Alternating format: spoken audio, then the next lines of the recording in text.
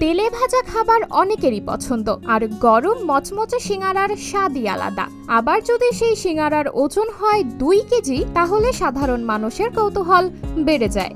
আর 2 KG ওজনের সিঙ্গারা তৈরি করে রীতিমতো সাড়া ফেলেছেন চুয়াডাঙ্গার দামুড়হুদা উপজেলার চারুলিয়া গ্রামের জসিমউদ্দিন। তার দোকানে তৈরি বড় সিঙ্গারার খ্যাতি ছড়িয়েছে সামাজিক যোগাযোগ মাধ্যমে।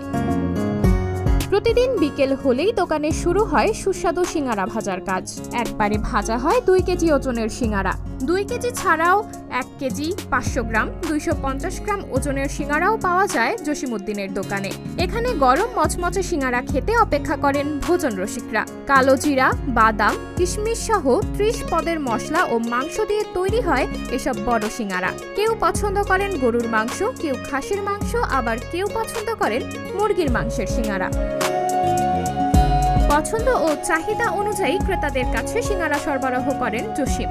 শুধু চুয়াডাঙ্গা নয়, কুষ্টিয়া, মেহেরপুর সহ আশেপাশের জেলার মানুষ সিঙ্গারা খেতে আসেন এখানে। কেউ বন্ধু বান্ধবের সঙ্গে বসে সিঙ্গারার স্বাদ নেন, কেউ আবার নিয়ে যান পরিবারের সদস্যদের জন্য। জসিমের দোকানে 2 কেজি ওজনের সিঙ্গারা বিক্রি হয় 600 টাকায়, আর 1 কেজি ওজনের সিঙ্গারা বিক্রি হয় 300 টাকায়। 500 গ্রাম ওজনের বিক্রি হয় 150 টাকায় ও 250 গ্রাম ওজনের দাম 75 টাকা। বিকেল 3টা থেকে রাত 10টা পর্যন্ত চলে বেচা বিক্রি।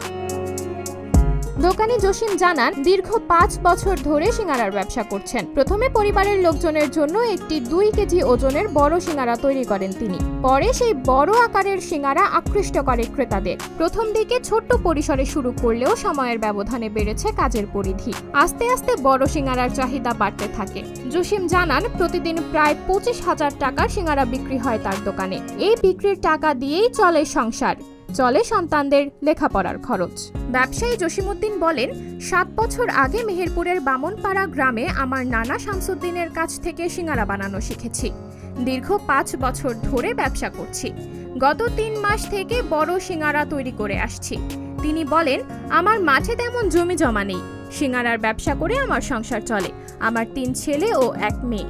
আমার কাজে আমার স্ত্রী ও সন্তানরা সহযোগিতা করেন। যখন কেউ আমার সিঙ্গারা খেয়ে প্রশংসা করেন, তখন আমি খুবই আনন্দিত হই। সাবরিনা জলিল, সবার কথা।